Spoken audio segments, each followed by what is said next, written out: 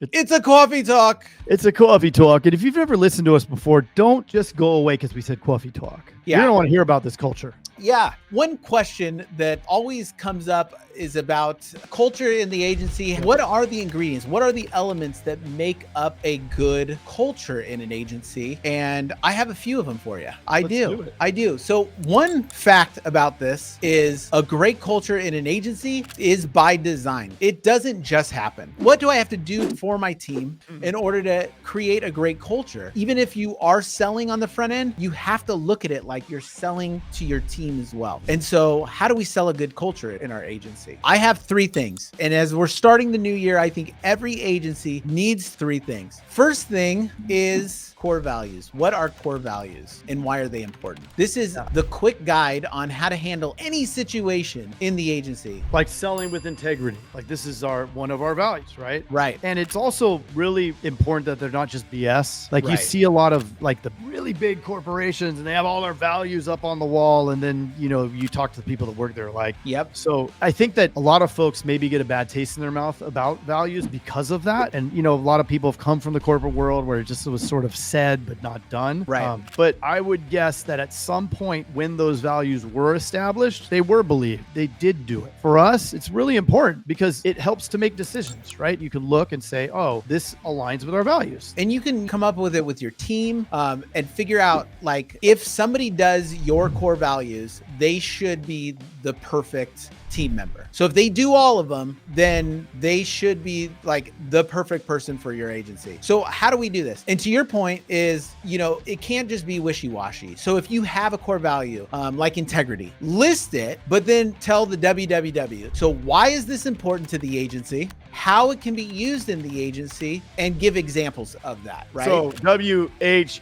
I know, I started switching the stuff around. But yeah, that's the first one. And the best way to use the core values is to hire, and anytime anything goes wrong in the agency, link them back to the core values. So that's it. And then the second one is mission. What is the mission of your agency? What is the thing that all of your agents and you can get behind? How are you going to operate? And I think it's important to come up with that mission that everybody can stand behind. It's the batteries. It's everybody's batteries in the agency to keep going. So mission, incredibly important as well. And well-defined, right? Like it has to be articulated and not just something you slap together like, we're here to help people get insurance. Probably something a little stronger. At that point, I would say peel the onion. Why? Because they might lose their things. Why? But why? Because something bad might happen. Why? It's got to be a way that you guys operate. It has to be like we're doing things differently, because one that I love is the Apple Think Different campaign. It's like such a cool manifesto, if you will. Like that's something that you could stand behind, that they're trying to change the world, And that's where like a mission, it needs to be deeper. It needs to be something that, the whole team can stand behind, they can be proud of. And it gives the consumer something to align with too, right? Like you do this. So the team understands they do it for this reason, and the consumer realizes they do it for this reason. Just Nike, I think what you're saying, right? Yeah. Or I'm sorry, like Apple. It's the same thing. It's aligning with the consumer because everybody is different. Everybody's an individual, right? Everybody likes to look at themselves as an individual. So boom, it hits right on those heartstrings. So if you can do something like that. Yep, 100%. And the third one is the vision. We get lost in this as the owner, that we don't over communicate enough with our team on the vision of the agency. What is this place going to be like in 6 months, 12 months, 3 years? One of the things that keeps coming up is AI, all this stuff. So like with this new world ahead of us, what we've dealt with 2020, what we've talked about working remote or not remote, like all this stuff, what is your vision for the agency of the future? And in particular, your agency, and how, like, you got to have a vision statement that can communicate to your team on the future. And it's got to be a bright future, because that's the thing that will pull them forward. The mission gives them the batteries to keep going when they don't feel like it. And the vision is the thing that pulls them forward. I think the vision also is a great reference point for looking at the team. And if you notice that it's not resonating with some people, then you know that you have the wrong people on the team, right? Really good as a temperature gauge. And again, it's like all of these things, right? As they all work together, they all make the decisions. Instead of being about the person, it's about these principles, right? It's about this vision, about so important to have it all documented, because now it's not about the person, right? Take all the defensiveness out of it. And you have to give the whys behind it. Each core value, the why behind the mission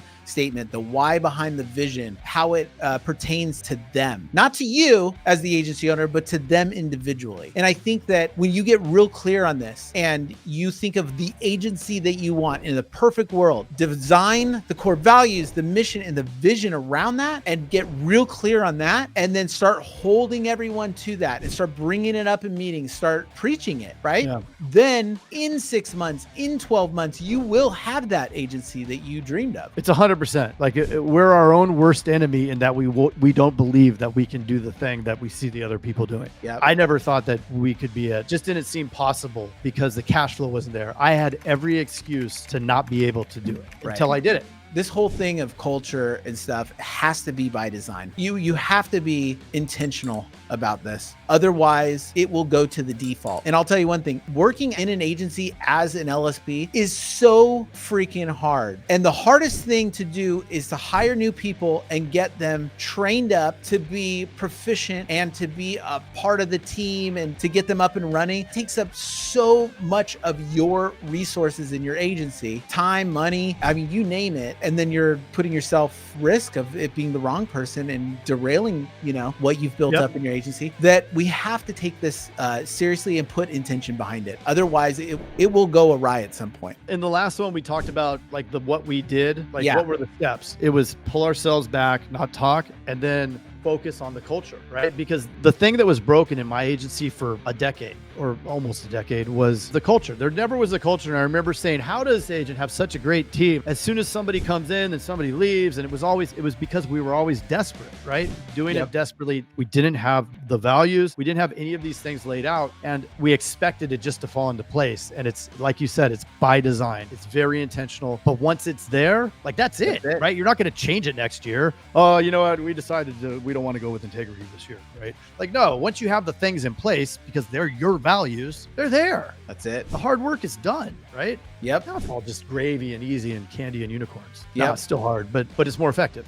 100%. Yeah. So if you enjoyed this, like, subscribe, join the group, join the newsletter. Can they pound the like button? Just. Oh, maybe not that motion. That was weird. Yeah, that might be aggressive. No, it was Donkey Kong with the hammer. And that's a coffee talk. Bye.